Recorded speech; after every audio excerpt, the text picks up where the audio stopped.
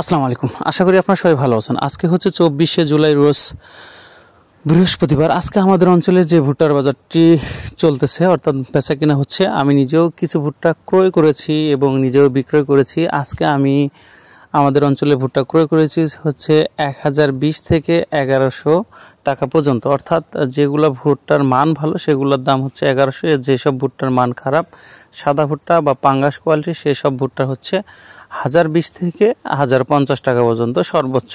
কারণ হচ্ছে আমি যদিও ভুট্টার ব্যবসা করি না, কিন্তু রিসেন্টলি আমাদের এই দিক এত পরিমাণ সিন্ডিকেট হচ্ছে যেটা বলার বাইরে। অর্থাৎ আমি কিছু কৃষকের কাছে টাকা পাই, তারা ভুট্টা বিক্রয় করতে গিয়ে একদম হিমশিম খাচ্ছে, অর্থাৎ 950 টাকা দাম বলতেছে, কিন্তু আমি বাজারে জানি এর চেয়ে ভালো দাম রয়েছে। তাই কৃষকদের কিছু টাকা সেফটি করার জন্য, অর্থাৎ মন প্রতি যদি 50 টাকা সেফটি হয়, সেখানে আমারও যদি কিছু লাভ হয়, সেক্ষেত্রে আমি কেন এই রিস্কটা নিব না। তাই আমি নিজেই রাগ করে আজকে কিছু ভুট্টা ক্রয় করলাম, অর্থাৎ গতকালও ক্রয় করেছিলাম। কারণ হচ্ছে নিজেরও পকেট খরচ হচ্ছে এবং কৃষকরাও উপকৃত হচ্ছে, এবং আমাদের অঞ্চলে একটা কি প্রতিযোগিতাও বাড়তেছে। আমার কারণে হচ্ছে আমার আশেপাশে যে ব্যাপারীগুলো রয়েছে তারাও কিন্তু এখন 20-25 টাকা বেশি দামে ক্রয় করতে হবে।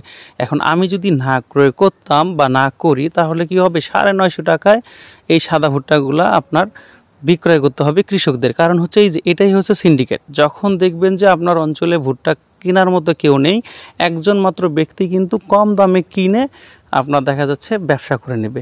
এই কারণে আমার কাছে মনে হয় প্রত্যেকটা অঞ্চলে কিছু লোক থাকা দরকার।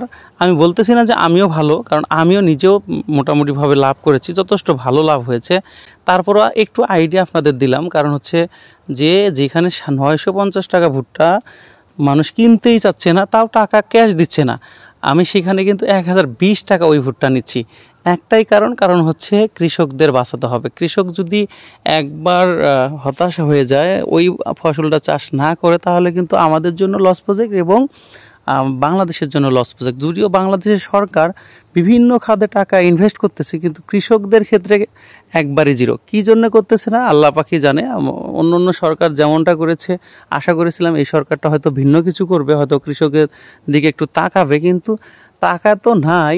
বিভিন্ন খাতগুলা দেখা যাচ্ছে উপদেষ্টারা যে পরিমাণ টাকা ব্যয় করতেছে, তার 10-এর 1 ভাগ যদি এই যে ভুট্টা খাতে, এই যে ভুট্টার দামগুলো কম যাচ্ছে, এই যে সিন্ডিকেট ছোট দানা বড় দানা এসব বলে বলে ভুট্টার দাম কম দিচ্ছে, এইগুলা কিন্তু প্রশাসন দেখা উচিত। প্রশাসনকে অবশ্যই নজরদারি করা উচিত, কারণ এইটা কোনো ফ্যাক্ট না। আর যদিও দাম কম হয়, সেক্ষেত্রে অবশ্যই সরকারকে এইটা মানে ভর্তুকি হিসেবে দেওয়া উচিত। কারণ হচ্ছে 1 মণ ভুট্টা উৎপাদন করতে কত খরচ, সেটা যারা করেছেন তারাই ভালো জানেন।